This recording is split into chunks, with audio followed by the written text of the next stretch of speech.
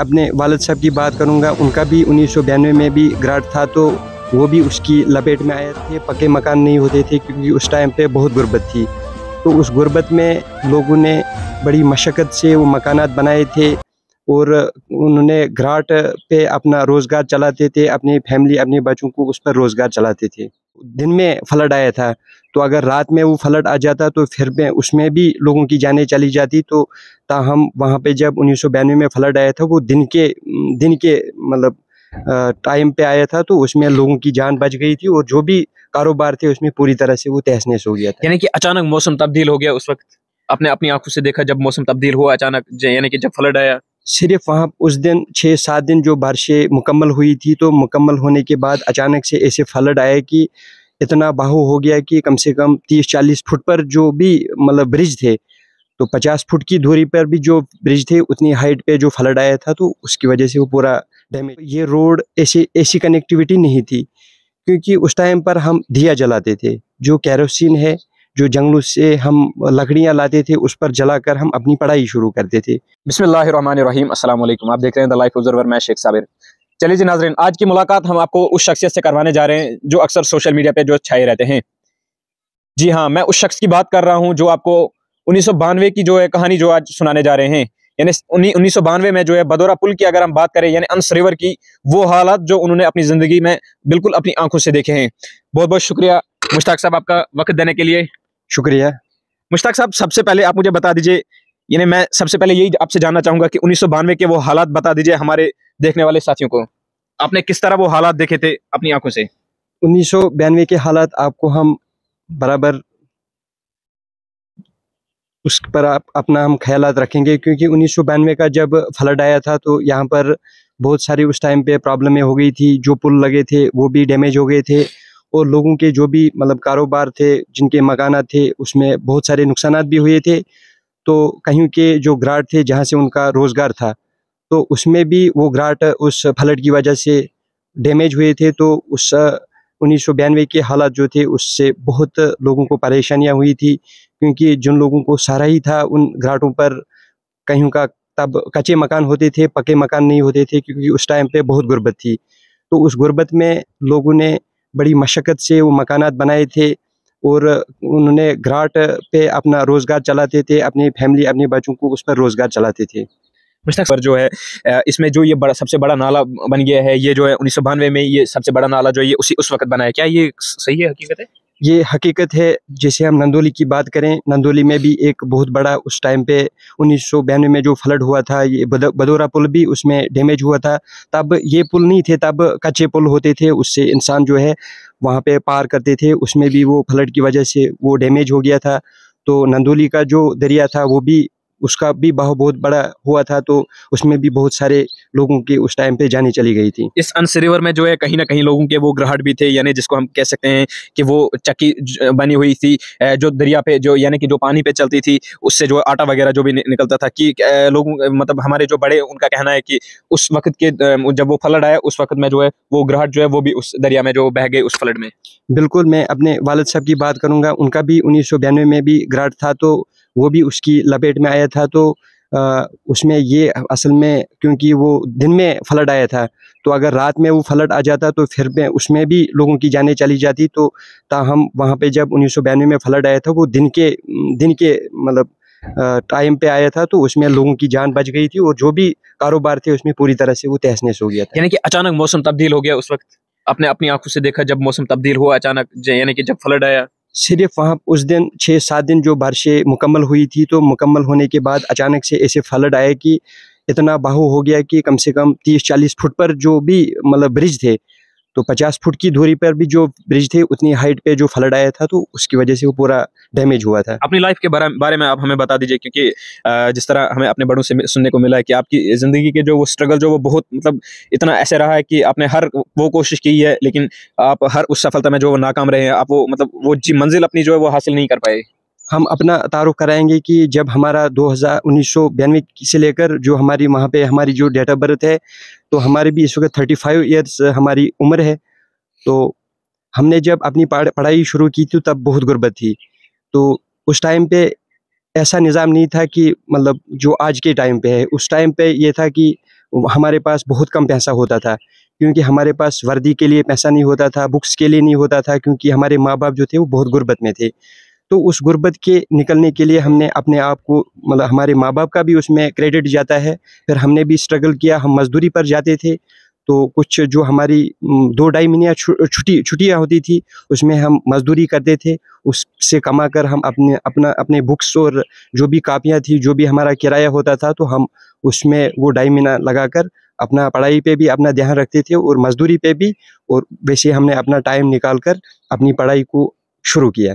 अपनी तालीम आपने किस स्कूल से किस तरह हासिल की है, यानी कि आपका जो स्कूल आने जाने का सफ़र होता था वो किस तरह होता था, और उसका जो किराया था वो कैसे था, यानी कि अगर आप यहाँ से मोहर जाते थे तालीम हासिल करने के लिए, उसमें जो किराया कितना कैसे था आपका? तो जब हम फर्स्ट क्लास में थे, तो तब हमारा स्कूल जो था वो प्राइमरी लवर बगा में था। तो थोड़ा बहुत हम वहाँ पे, कोई स्कूल की बिल्डिंग उस टाइम पर नहीं होती थी, हमें टाटों पर बिठाया जाता था। तो हमें वहाँ पर दर्स दिया जाता था कि जब हमने फिर फर्स्ट से लेकर फिफ्थ तक जब हमने तालीम हासिल की, तो उसके बाद हमारा स्कूल जो था अपर बगा में, मिडिल स्कूल अपर बगा में, फिर हमारी फिफ्थ के बाद एडमिशन हुई। जब हमने वहाँ से फिफ्थ से अपनी तालीम शुरू की, तो हमारा फिर एट्थ का एग्ज़ाम जामलान में होता था। तो एग्ज़ाम के लिए हम यहाँ से पैदल जाते थे और अपना टाइम निकाल कर, उस टाइम पर गाड़ियों की बहुत बड़ी किल्लत होती थी, तो वहाँ पर गाड़ियों का उस टाइम पर ये इंतज़ाम नहीं था, क्योंकि यहाँ पर सिर्फ एक ही गाड़ी का रास्ता था। तो बहुत हमने स्ट्रगल किया है। हम यहाँ से फिर जामलान जाते थे, तो वहाँ पर हमने एट्थ का एग्ज़ाम देकर फिर हमने वहाँ से एट्थ पास की। एट्थ पास होने के बाद हम फिर मोहर हायर सेकेंडरी पर पहुँचे, तो फिर वहाँ पे भी हमने अपनी तालीम को शुरू रखा। तो बड़ी मेहनत के साथ हमने वहाँ पे भी तालीम हासिल की, और हमने वहाँ पे भी कंटिन्यू एग्ज़ाम्स दिए, और एग्ज़ाम्स में हमने फ़तह हासिल की।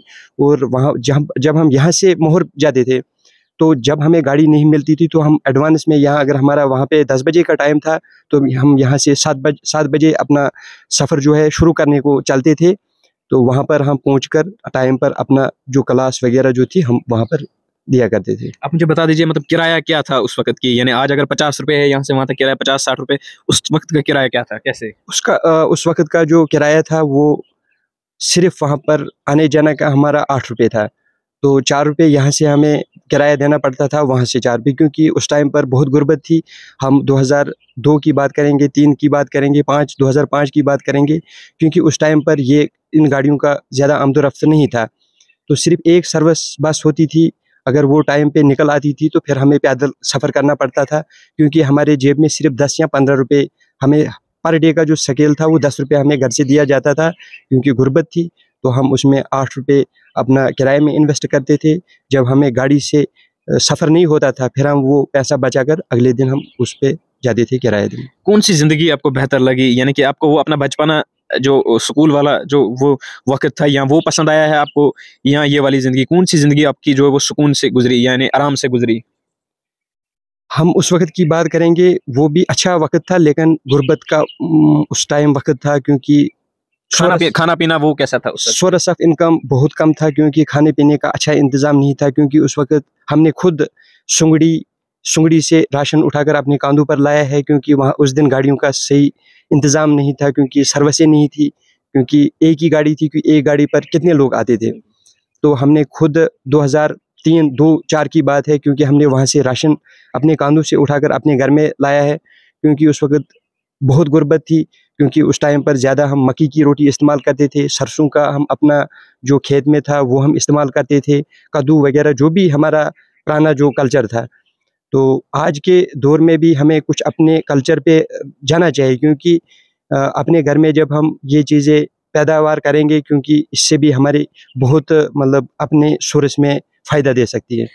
अपनी ज़िंदगी का कोई मतलब ऐसा वक़्त बता दीजिए जहाँ आप मतलब इस ऐसी मुश्किलातों में फँसे हो, इस तरह परेशान हो, जहाँ आपको मतलब किसी ने साथ ना दिया हो? हाँ, आपकी बात मैं समझा, क्योंकि बहुत मुश्किलात हमें आई थी, क्योंकि जब हमारे पास कभी किराया नहीं होता था, तो हम उस पे क्या करते थे कि हम एक प्लान सेटअप करते थे, क्योंकि गुर्बत थी, माँ बाप के पास पैसा नहीं था, क्योंकि उस टाइम पे बड़ी गुर्बत थी। ताहम उससे निकल कर आज हम अच्छी ज़िंदगी बसर कर रहे हैं, क्योंकि आज हमने पढ़ाई करके जो भी इंसान एजुकेशन हासिल करता है, फिर वो अपना स्किल से जो भी उसके अंदर एबिलिटी, जो भी टैलेंट होता है, वो उसके ज़रिए से पैसा कमा लेता है। क्योंकि उस टाइम पे हमारी जो सोच थी, हम मैच्योर नहीं थे। हमारी उम्र उस वक़्त 15 या 16 साल उम्र थी, क्योंकि उस वक़्त की 15-16 साल उम्र जो थी वो मैच्योर नहीं थी। क्योंकि आज की उम्र अगर हम कंपेयर करेंगे, क्योंकि आज 5, 6, 7, 8 साल का बच्चा भी मैच्योरिटी में लगता है। तो उस टाइम पे हमने बड़ी स्ट्रगल की। स्ट्रगल करने के बाद हमने अपनी पढ़ाई को भी जारी रखा, और जारी करने के बाद हमने अपने आप को स्टैंड किया और सोर्स ऑफ इनकम फिर हमने जनरेट किया, और उस जनरेट का हमें आज ये फ़ायदा हुआ कि हम अच्छी सी ज़िंदगी बसर कर रहे हैं। अपनी ज़िंदगी के बारे में बता दीजिए। मैंने आपके बारे में सुना है कि मतलब आपने अपनी ज़िंदगी में बहुत सारे ऐसे मतलब हालात देखे हैं अपनी ज़िंदगी में, क्योंकि आपने मतलब बहुत सारी जो है भर्तियाँ जो है उसमें हिस्सा लिया था। आपको क्या लगा, मतलब कहाँ-कहाँ आप जो नाकाम रहे? आपको अपनी ज़िंदगी में ऐसा लगा कि मैं इस यहाँ पे जो है कामयाब था, लेकिन मैं यहाँ पे नाकाम जो है करार कर दिया गया? देखो, मैं जो भी मेरी वीडियो और जो मेरी बातें सुन रहे हैं, जो सुनेंगे भी, और इस पर ज़रूर वो अमल करेंगे, क्योंकि ये एक इंसान का एक ज़िंदगी का पार्ट होता है, एक गोल होता है, इंसान का जो मकसद होता है। हर एक इंसान अपने मकसद तक मतलब पहुँचने की पूरी तरह से कोशिश करता है। फिर जॉब का मसला रहा, वो इंसान हर एक तलाश करता है, लेकिन नौकरी सबको नहीं मिल सकती है। क्योंकि जो इंसान एजुकेशन हासिल करता है, वो एक नौकरी के पीछे नहीं उसको जाना चाहिए, क्योंकि उसको अपने अंदर जो स्किल्स है, जो भी उसके अंदर टैलेंट है, उससे वो अपना इनकम सोर्स वो कहीं से भी कर सकता है। अपनी ज़िंदगी में आपने कितनी मतलब ऐसी भर्तियाँ जो है उनमें हिस्सा लिया है? हमने 2012 में भी अपना मतलब 2010 से हमने पार्टिसिपेट किया भर्तियाँ देने के लिए। हमने आर्मी में भी दिया, पुलिस में भी, हमने सिविल्स में भी पूरी तरह से ट्राई हमने की। मतलब हर फील्ड में आपने वो कोशिश की? हर फील्ड में हमने पूरी तरह से कोशिश की, लेकिन नाकाम कहाँ रहे आप? नाकाम बस ये बता दीजिए आपने। नाकाम जो है वो अल्लाह के हाथ में है, किसको रोज़ी में, किसको नौकरी मिले, किसको ना मिले। लेकिन हर एक इंसान की मतलब जो भी इंसान के अंदर टैलेंट होता है, वो हर एक इंसान अपना 100% देता है। 100% के बाद जब उसके नसीब में नहीं होता है, तो वो अल्लाह की ज़ात से ही होता है। अगर इंसान की बस में नहीं है नौकरी, तो वो अगर कितना भी करे, तो वही उसको मिल सकता है जो उसके नसीब में, जो उसके मुकद्दर में हो।